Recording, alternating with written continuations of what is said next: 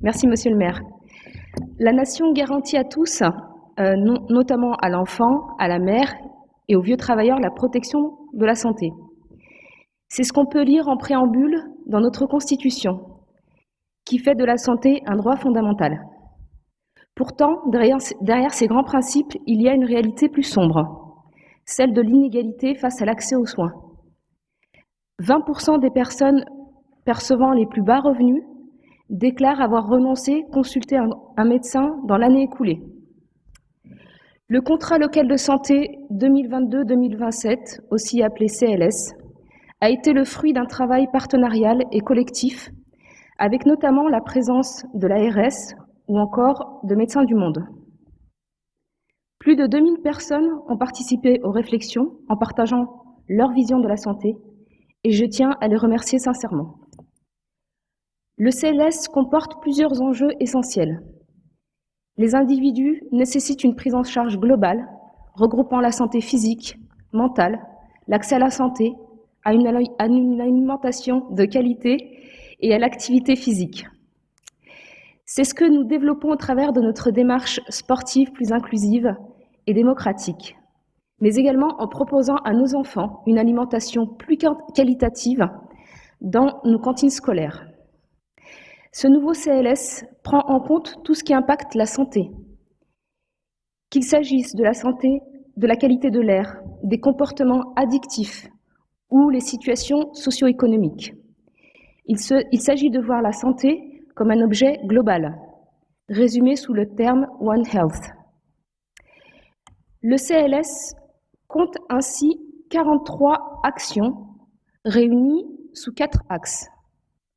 Le premier, promouvoir des milieux de vie favorables à la santé et au bien-être de tous. Le second, développer et améliorer la prévention, la promotion de l'éducation à la santé. Le troisième, favoriser un accès à la santé et aux droits pour toutes et tous. Enfin, le dernier, développer la coordination, la mise en réseau et l'expertise de l'écosystème des acteurs du champ de la santé. Alors évidemment, je ne vais pas vous assommer en vous faisant la liste des actions, mais je voudrais en citer au moins quelques-unes qui ont particulièrement retenu mon attention. Car l'idée est bien de faciliter la vie des Lyonnaises et des Lyonnais et contribuer à leur bonne santé. Cela se matérialise concrètement dans notre arrondissement. Je pense par exemple à la mise en place du point écoute adulte pour les troubles psychosociaux au centre social Gisèle Halimi.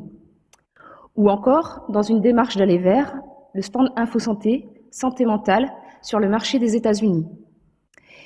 Les problématiques de santé mentale sont souvent oubliées et les professionnels de santé eux-mêmes admettent ne pas toujours savoir vers qui se tourner.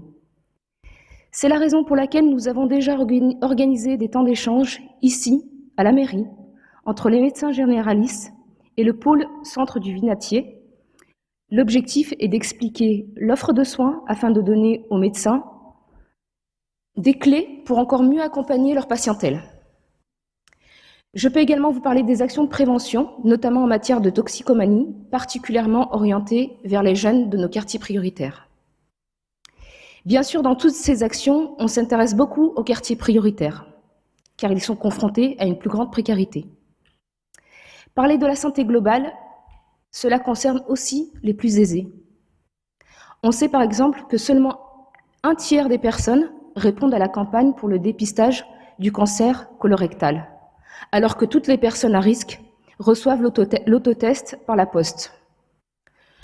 Nous en ferons un sujet majeur en termes de prévention et de sensibilisation dans notre arrondissement. Chers collègues, nous comprenons tous que la problématique de santé sont complexes et multifactorielles. Elles dépendent aussi de la manière dont elles sont considérées par les pouvoirs publics. Je souhaite donner un exemple qui m'inquiète, celui des punaises de lit. Aujourd'hui, c'est un problème qui est considéré uniquement sous le prisme du logement. Pourtant, il a un impact majeur sur la santé physique et psychologique des personnes concernées. Une étude est d'ailleurs portée par le Vinatier en lien avec le CLSM du 8e arrondissement. Elle a pour objectif de mieux cerner les problématiques de l'infection par les punaises de lit au sein des populations précaires de la ville de Lyon et plus précisément des territoires du 3e, 6e et 8e arrondissement. L'idée étant de faire un état des lieux, des retentissements sur la santé physique et mentale, le bien-être et la qualité de vie, et d'imaginer des scénarios à mettre en place pour améliorer la situation.